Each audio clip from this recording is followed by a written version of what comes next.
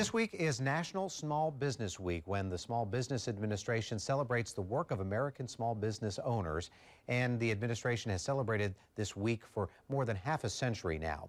Northern News Now's Mitchell Zimmerman joins us live in studio to see how the Northland is celebrating thousands of small businesses just in our area alone. Good morning, Mitchell. Good morning, Paul. National Small Business Week runs from May 1st through May 7th. And in our region, there are thousands of small business owners that have worked hard to keep their doors open. Now, let's break down some of the numbers. According to the Small Business Administration, 99.9% of businesses are considered small, with 500 employees or less. The Duluth Area Chamber of Commerce says 80% of the businesses they work with have 5 employees or less. And in total, there's an estimated 32.5 small businesses nationwide. In Minnesota, 94% of businesses have 50 employees or less. In Wisconsin, 97% of businesses have 500 employees or less.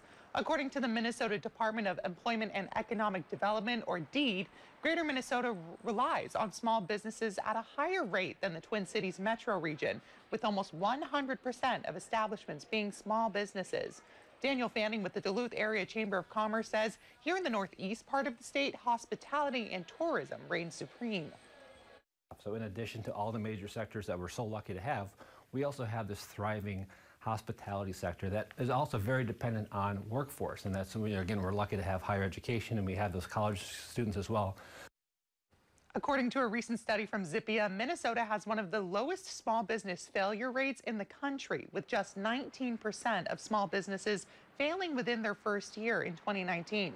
Now, it's estimated that 17 million small businesses were created by the end of 2022, one of the biggest years for business creation ever. And we are getting into that hospitality services time of the year here, so summer. It's going to be big for these small businesses. Definitely. Thank you very much, Mitchell.